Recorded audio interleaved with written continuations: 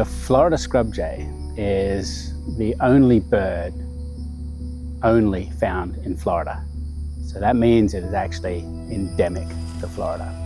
The impact of this species with humans coming to Florida has been enormous, where more than 90% of the population has probably disappeared. The remaining populations are in these tiny little pieces all over the state. And we only have 7 of those places around the state now that could probably maintain a population forever. The one here that Mosaic is engaged with, it's often called Metapopulation 4. It's in Manatee County. It was originally thought it would go extinct. So the majority of our scrub jay populations are small. And so most of them have a high inbreeding coefficient. So there's a lot of genetic relatedness. Because we had so few individuals in the birds that remained there that they were too closely related. So they didn't want to pair up with each other. They didn't want to breed. So we wanted to improve the heterozygosity in the population. We wanted to see if we could basically reduce the genetic skew, the sibling effect. You know, is everybody related? Now we're bringing in cousins or even distant cousins.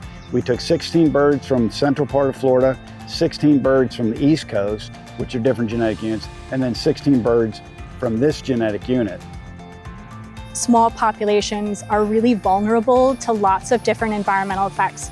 So you're constantly fighting those in order to try to bring up the population numbers, but also increase the genetic diversity. So that's what we're doing here. So we're the 5th month into actually having moved one of the largest, well, the largest translocation of Florida scrub jays ever to occur. The real process of getting scrub jays on this land actually probably started 5 years ago and has now finally culminated in getting scrub jays on the ground because of work by Manatee County, by Florida DEP, by the Water Management District, with Mosaic, Archbold, Cape Canaveral Space Force Station, U.S. Fish and Wildlife Service, all of these partners coming together, putting in their resources to save this bird. This project is really unique in that we brought 3 different populations together. They all have a slightly different genetic history.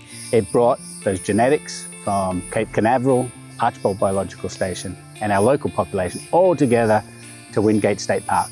This is the first translocation where we've moved jays from multiple source populations into the same place.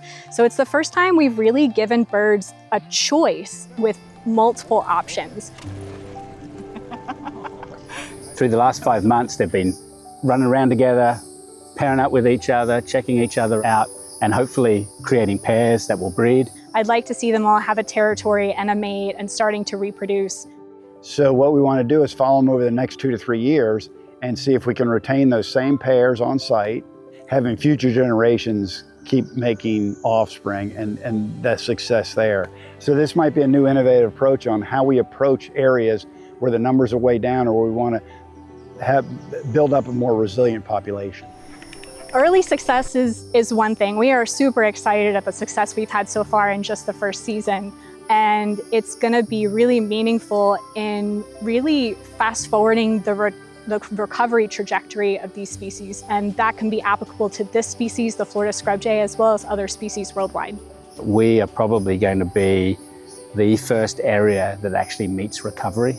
And that's a U.S. Fish and Wildlife Service term, where they've set a goal for the population to meet, where this species, we will reach a status where it will be viable for that 100 years.